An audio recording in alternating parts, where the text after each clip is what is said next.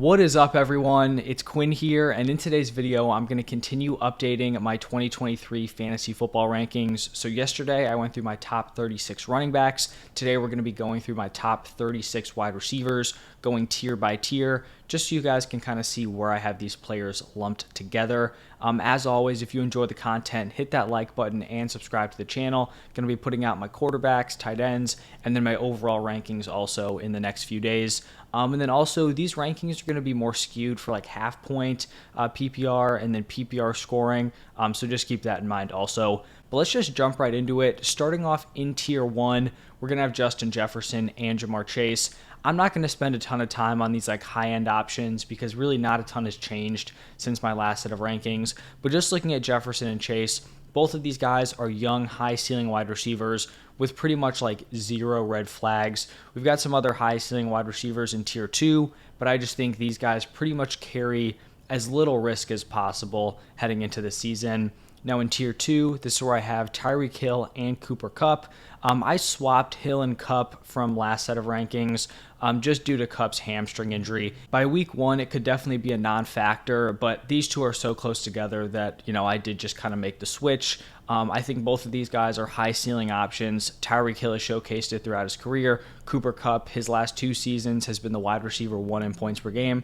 I just think they carry, some more risk than Justin Jefferson and Jamar Chase. Both of them are, kind of getting up there in age. Not saying they're going to fall off, but the risk of it happening is at least somewhat there compared to Jefferson and Chase. Also, Cooper Kupp, we don't really know how this offense is going to operate. Matthew Stafford has dealt with some injuries. Same thing with Tyreek Hill and Tua. He has the concussion concerns. So I still think these guys are high ceiling options, and I'd be willing to take them in the first half of the first round, but I do just have them a tier behind Jefferson and Chase. Now moving into tier 3, this tier is going to have Stephon Diggs, Amon-Ra St. Brown, CeeDee Lamb, Devontae Adams, A.J. Brown, and Garrett Wilson. I don't think I've made any changes to this tier since my last rankings video. We've got Stephon Diggs, who I think you could put him in tier 2 or tier 3. If I put him in tier 2, he would be the clear third option. When I have him in this tier, he's the clear top option. So, he's kind of like in between those two spots. Then we've got Amon-Ra, and I'm definitely still riding the Amon-Ra bandwagon here. I think it's a real argument between Amon-Ra and CeeDee Lamb. In Amon-Ra's healthy games, he averaged 19 PPR points per game. And then for Lamb, in games where Dak played 100% of the snaps, so taking out the games he missed, and then week 1 where he left early, CeeDee Lamb averaged 19.5 PPR points per game. So I think both of these guys, if, Amon-Ra doesn't deal with injuries mid-game, CeeDee Lamb has Dak over the entire season, I think these guys can both make leaps from their production last year. I just give Amon-Ra the slight edge because I just think he has less target competition. CeeDee Lamb has Brandon Cooks coming in. Michael Gallup may kind of return to form a full year off of that ACL. But honestly, like when we're talking about actually practically drafting, it might make sense to go CeeDee Lamb first because I think you probably have a better chance of Amon-Ra falling to you in the second round, right? Like if you have the 111 and you want to go wide receiver, if you pick Amon-Ra at the 111, CeeDee Lamb's probably going at that turn, whereas if you pick CeeDee Lamb, I think the chances of Amon-Ra getting picked there are probably lower. And also keep that in mind throughout the video. These are my personal rankings. This is not necessarily the order I would draft, right? Like if a player's ADP on a platform is 3 rounds below where you're picking, but I value them there, you should definitely wait, and kind of take them where you think the value is going to be. After Amon-Ra and CeeDee Lamb, we've got Devontae Adams. Still just view him as a nice round 2 pick. Seems like some people are kind of fading off of him this season. I don't really get it. I still think he's going to be a high-end wide receiver 1 or like a mid-tier wide receiver 1. And then we're going to have A.J. Brown here. Still going to be lower than consensus on A.J. Brown. Honestly, on some different platforms, he's going around 1. I really cannot get around to round 1 A.J. Brown, especially over guys like Amon-Ra and CeeDee Lamb. Last year, all those dudes finished in the same area, but like I've talked about, there were clear paths to improvement for both Amon-Ra and CeeDee Lamb. I just don't really see that for A.J. Brown. I think he's probably going to repeat somewhere in the same area, which is totally fine at this wide receiver 8 ranking, but I just can't have him as like a first round option. And then to wrap up this tier with Garrett Wilson, I'm expecting a huge year 2 jump for Garrett Wilson. He gets the quarterback upgrade with Aaron Rodgers. He's already proven he's incredibly talented, and I do think he makes that leap here in year 2. Now, shifting into tier 4, it's going to be a 5-man tier. We've got Jalen Waddle, Chris Olave, Calvin Ridley, T. Higgins, and Devonta Smith. Of like the wide receiver 2s on top offenses, looking at Waddle, Higgins, and Devonta Smith, I just think Waddle has the most upside based on how concentrated the targets are between him and Tyreek Hill. Like, those two dudes just dominate the opportunities in that Dolphins offense. So I do have him leading this tier. And when Tua was healthy in Tua's healthy games, Jalen Waddle was right up there as a mid-tier wide receiver 1. Then we got Chris Olave, still very in on Olave to have a big year 2, gets a nice quarterback upgrade. I think he's kind of like a budget version of Garrett Wilson this season. And then we've got Calvin Ridley, and he's going to be a riser for my last set of rankings. This probably is going to seem high to some people. I bumped him into tier 4, also bumped him ahead of T. Higgins and Devonta Smith. And I will totally admit, like, Ridley carries more risk than both T. Higgins and Devonta Smith. I think that's 100% true. But I also think that both T. Higgins and Devonta Smith are capped in their roles, right? They're wide receiver 2s on their teams. Are we expecting T. Higgins to overtake Jamar Chase? Are we expecting Devonta Smith to overtake A.J. Brown? Personally, I am not. The last time we saw Calvin Ridley over a full season, he was the wide receiver 4 in points per game. And it's not like he has missed time for some sort of serious injury, which should completely decrease his play, right? He had like the mental health stuff in 2021, and then he had the gambling suspension in 2022. So it's not like anything physical where Ridley should just be falling off a cliff in terms of his play. Now he's going to be the wide receiver 1 for a rising Jaguars offense. This is a spot where I'm just willing to take a swing on his upside. And I understand everyone plays fantasy, very differently. Personally, if I'm going to be drafting a wide receiver like late round 2, early round 3, I want them to have some high-end wide receiver 1 upside. I don't want to draft someone there just for their like ceiling to be pretty close to where I'm drafting them. I want that upside, which is why I favor Calvin Ridley there. Still definitely like Higgins and Devonta Smith as fringe wide receiver 2s. I think both probably have like mid-tier wide receiver 1 upside in like a big touchdown boom season. But like I said, I do think they're kind of capped with their overall upside. Now, moving into tier 5, this is going to be a 5-man tier. We've got Keenan Allen, Amari Cooper, DK Metcalf, Mike Williams, and Deebo Samuel. So I did bump Keenan Allen ahead of Amari Cooper to be at the top of this tier. We just look back to last year, averaged 19.7 points per game in his 7 healthy games. He's been a top 13 wide receiver in points per game each of the past 6 seasons. With this pick, you're just kind of betting he doesn't fall off a cliff. And even at this price, I think you're kind of getting baked in that he slips a little bit. So that's just a bet that I'm willing to make. Like, if he doesn't regress, he's going to end up being a huge steal. Even if he regresses a little bit, I still feel like he can kind of, live up to his current price. And then I have Amari Cooper, and I'm definitely going to be higher on Cooper than consensus. There are just a few factors here with him and this Browns offense that make me pretty interested. First off, I've talked about this a ton. I expect the Browns to be more pass-heavy this season. Personally, I'm also just going to be betting on a Deshaun Watson bounce back. I've also talked about this a lot. I don't think you can go from like a top 5 quarterback. Remember the last year we saw him play in a full season? He was like carrying just a miserable Texans roster and still balling out. I don't think you can just go from that player to just being completely terrible, especially when you're still in your 20s, right? Like, it's not like he's falling off some sort of age cliff. So I have to expect Watson to bounce back. And even last year, with below average quarterback play, when Jacoby Brissett was at quarterback, Amari Cooper still managed to average 16 PPR points per game. So it's not like Cooper needs, elite quarterback play to produce for fantasy. He did it last year with Jacoby Brissett. The thing that I also think is very interesting about Amari Cooper is that he commanded a 26.1% target share last year. And prior to last season, Amari Cooper's never been a huge target share guy. He had never broken 23% before last year. So I think there's this ceiling path for Amari Cooper where if he can stay in that like 26% target share area, Watson has a bounce back, the Browns are more pass heavy. Like, we are looking at a very, very high ceiling out of Amari Cooper. Obviously, it might not, all play out that way, but I do think at his ADP, there is a very realistic path to a potential high ceiling for him. Then I've got DK Metcalf. Probably a little bit lower on Metcalf than consensus, but I'm definitely coming around a little bit. I do just think this is a very crowded group of weapons with Metcalf, Lockett, JSN, potentially Charbonnet catching passes out of the backfield. And I definitely think DK Metcalf should be the top option, right? Like in terms of where these wide receivers are being drafted. But just value-wise, like instead of having to bet on Metcalf like breaking out and being a high-end wide receiver 2, wide receiver 1 with all these weapons, I'd prefer to just draft like a Tyler Lockett in round 6, 7, or like a round 8 JSN. You can probably get JSN even later in like your ESPN or Yahoo leagues. So that's just kind of how I feel about this Seahawks offense. I do think Metcalf should be the top option, but I'd just rather take some of the, less expensive options there. Then I've got Mike Williams, very high on Mike Williams. When he's been healthy over the past 2 seasons, he has been a fringe fantasy wide receiver 1. In his 15 healthy games in 2021, he averaged 16.1 points per game. Then in 2022, he averaged 15.2 points per game when you remove the 2 games where he had under a 40% snap share. The good thing about Mike Williams is that even though I'm ranking him here, like in tier 5, you're likely not going to have to draft him here. He goes outside the top 24 wide receivers on most platforms. If you guys have seen my draft strategy videos, pretty much like every single draft, I draft Mike Williams in like round 6. Like player for player, I'd be willing to take him much earlier, but if he's going to fall, like I will take him in round 6, sometimes even round 7. I will take him there all day long.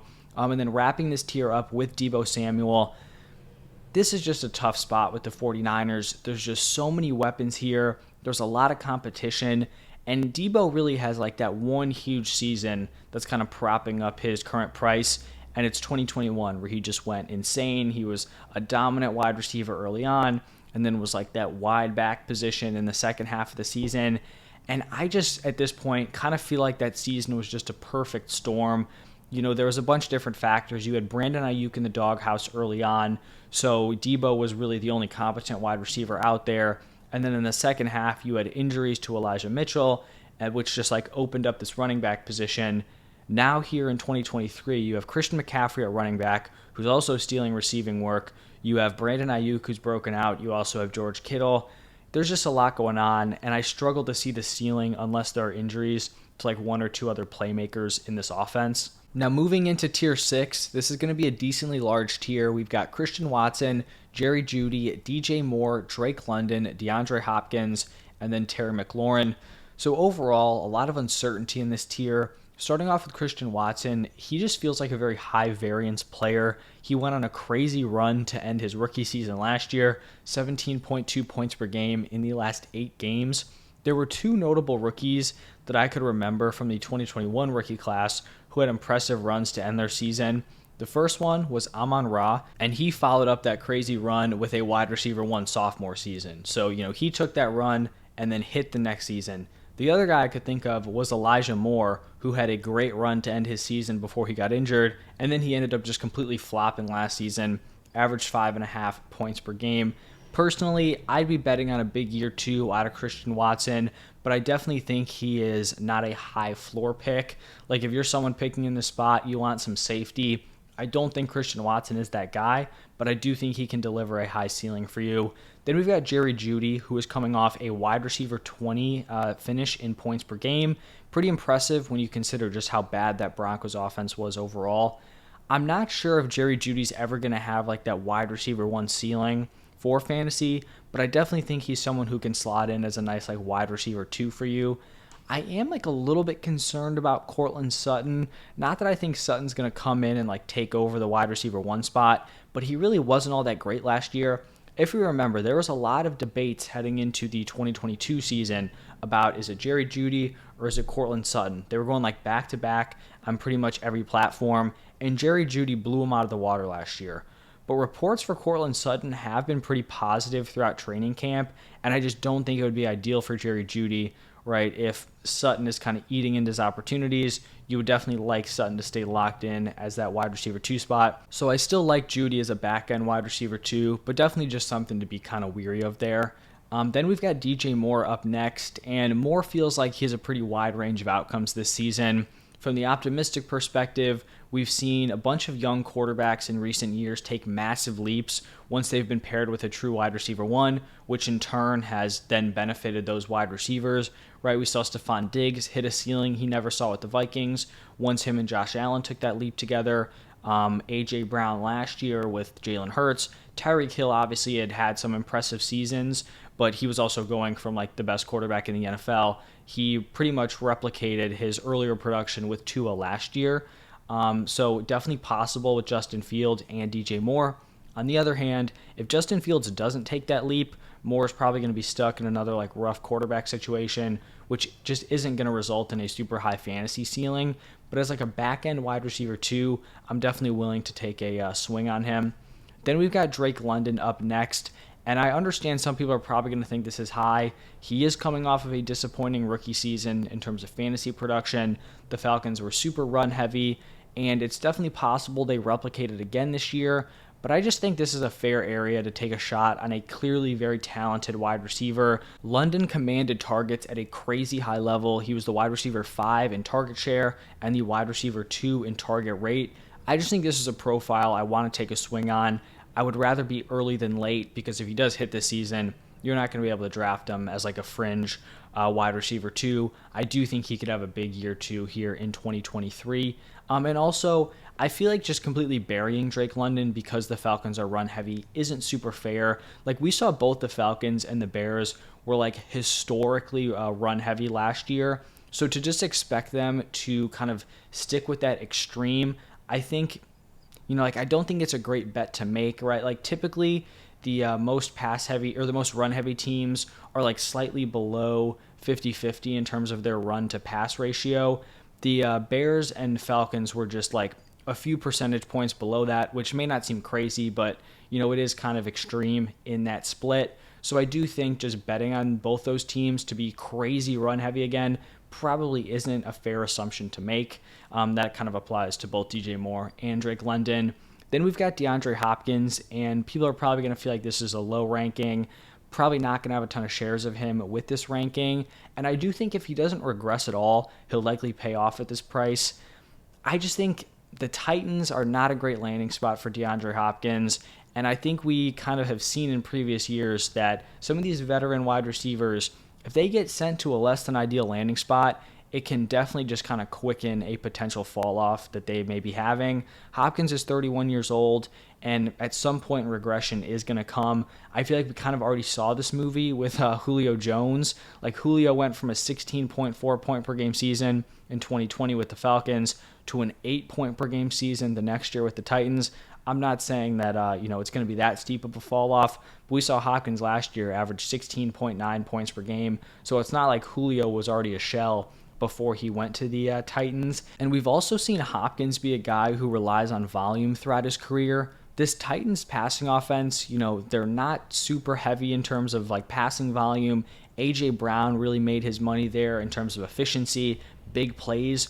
That's just not really DeAndre Hopkins' game, and I don't know if all of a sudden he's going to turn into like this efficient, big play monster at age 31. So I just don't really think his play style matches the Titans that well. Also, I could be wrong, but it's kind of just a spot where I'd rather take some swings on these younger options versus the player who I think is starting to come down a little bit. And then to finish up this ranking or this tier with Terry McLaurin, he honestly just feels like a player who's destined for like another fringe wide receiver 2 season. Every year of his NFL career, he's been between wide receiver 20 and wide receiver 29 in points per game. Personally, I have some optimism for Sam Howell, but I feel like even expecting like league average quarterback play in his first real season as a starter is probably like a decently lofty prediction. So McLaurin, I think he's a decent option here as a fringe wide receiver 2. For me, though, I do think his ceiling is kind of capped, which is why I have him ranked below the players I do. Now, shifting into the final tier, going to be tier 7, a very large tier. We've got Deontay Johnson, Marquise Brown, Chris Godwin, Tyler Lockett, Michael Pittman, Brandon Ayuk, Mike Evans, Christian Kirk, Jackson Smith-Njigba, and Jordan Addison. Full transparency, this was a very difficult tier to work through. Kind of reminded me of my tier 6 from the running back video, where it's like there are arguments for all of these guys, and in reality, they're all like very close together. And when you're in drafts, like these guys are probably going to be separated by like a round and a half, maybe at most like 2 rounds. And if you're getting the guys at the back end, you probably feel pretty good with that value. But starting off with Deontay Johnson, I am expecting a bounce back from him. He's been a target funnel throughout his entire NFL career, or at least the last 3 seasons. 9.6 targets in 2020, 10.6 targets per game in 2021, 8.6 per game last season. So just consistently commanding targets at a very high level. I think with Pickett likely taking a step forward, and then if he just gets like league average touchdown luck, which means not averaging 8.6 targets per game and scoring 0 touchdowns over the entire season, I could definitely see Deontay returning to be a top 24 wide receiver. And then we've got Marquise Brown, and I really think Marquise Brown is being slept on this season. We saw him perform really well, like a wide receiver 1 level, early on in 2022 when he was operating as the clear-cut wide receiver 1. This was while DeAndre Hopkins was serving his suspension. Early in the season, even if he's playing with Colt McCoy, I think volume will be able to keep him afloat here. And then once Kyler returns, like I'm not ruling out top 12 wide receiver upside when he's playing with Kyler Murray. Obviously, Kyler, may be limited, but I also think a limited Kyler is probably going to be more pass-heavy Kyler because he's not going to be using his legs, which I think in turn can help Marquise Brown. So someone I'm definitely very interested in, and I think he is being, kind of undervalued heading into the season. Then next up, I have Chris Godwin, and I definitely just think in general, these Bucs wide receivers have to take a hit with Brady retiring. And when we're looking at both these guys, Godwin and Mike Evans, I just think Godwin is probably better suited to play with a bad quarterback, especially at this point in their careers. Godwin is more of the volume option. He's going to be a lower ADOT guy compared to Mike Evans. He's also now a full season removed from his torn ACL, so I do think he'll be a solid wide receiver 3 this year. And I really would not be surprised if like one of these Bucs wide receivers ended up being like a top 24 guy. I'm just not overly confident in which one it would be. If I had to bet, it would probably be Chris Godwin, but who knows? Mike Evans could continue balling out. Then we have Tyler Lockett, and this may end up being too low for Lockett. I don't know if there's any other player that I can think of who has been like as consistently good year after year as Tyler Lockett, while also just consistently being underranked the next year, right? It's like every year he's a top 24 guy or a top 17 guy, and then the next season he is always ranked below that in terms of his ADP. He's been a top 24 wide receiver in each of the past 5 seasons, and then his worst finish in the last 3 years has been the wide receiver 17. I do think the addition of JSN is definitely a hit to both Tyler Lockett and DK Metcalf, but in general, I think this is going to be a really strong Seahawks offense, and I do think there'll just be, enough to go around for all these guys. Then the next option is going to be Michael Pittman. And I do know the quarterback play is kind of a mystery here for Pittman, but we look back to last year, his quarterback play was pretty terrible, and he still managed to finish as the wide receiver 21 in points per game, while also way underperforming in the touchdown department. So I just don't know if I can, lower his ranking any more than this. He seems to be drafted in terms of his ADP as if like it's a guarantee that Richardson is just going to be terrible.